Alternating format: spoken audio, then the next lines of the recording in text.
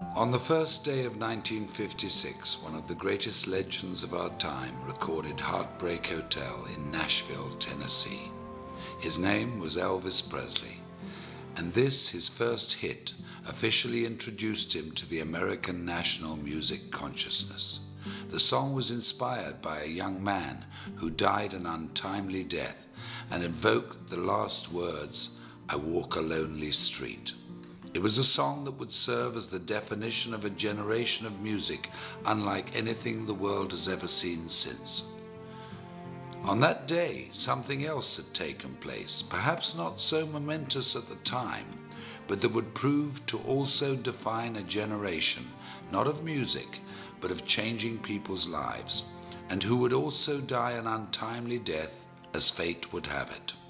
On January the 1st, 1956, in a gritty little neighborhood tucked away in South Los Angeles called La Mirada, Mark Hughes was born.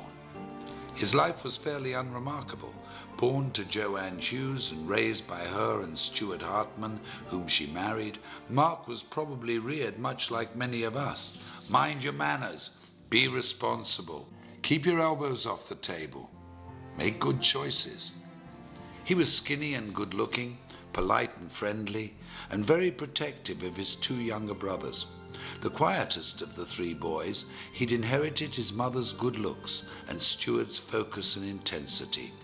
Like many families of the day, Joanne and Stuart moved the family to Camarillo to try to provide a better life for them, to build a future and keep the family safe.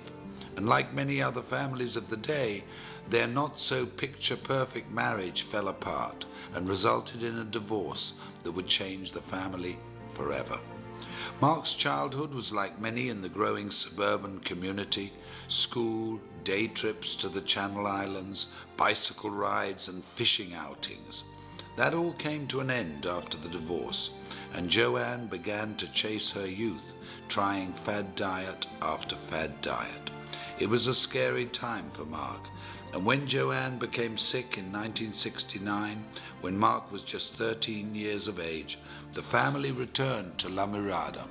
They lived with her parents, Mark's grandparents, Lawrence and Hazel Hughes, who took the family in and took care of them as only family could.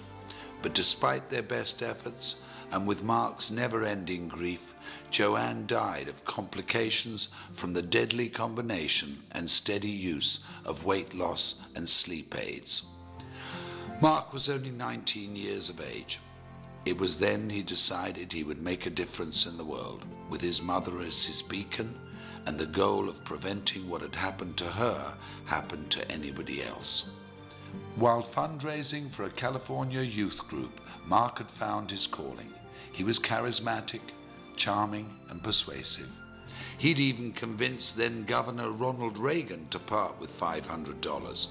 And with the taste of success in his mouth, the goal of changing lives through better health as his objective, the idea of personal financial freedom, and the memory of his mother in his heart, Mark Hughes entered the world of direct selling and network marketing.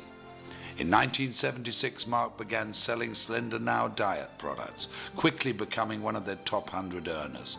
When the company collapsed in 1979, he sold exercise equipment and weight control products for Golden Youth, another direct sales organization. And when Golden Youth also failed, Mark decided to start his own company. Intrigued by the Eastern philosophy of herbal medicine, combined with the vitamin and mineral technology of the West, he co-developed a line of products that promised a bold 100% satisfaction guaranteed or your money back. At 24 years of age, Mark Reynolds Hughes, having taken his mother's maiden name, introduced Herbalife in the United States and single-handedly rewrote direct selling history.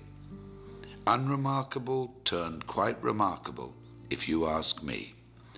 I often wonder what he would think if he could see us today, sitting here in this arena, looking at how big our organizations have grown, reflecting on the company's incredible retention rate, tasting our new products, walking into a nutrition club, celebrating success at a new president's team experience, how proud he would be.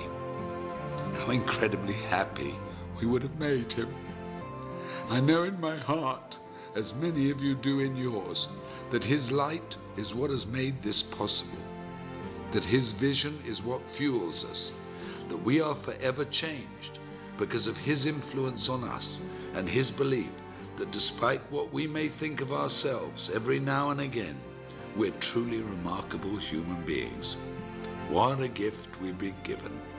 What an incredible, invaluable, unique gift.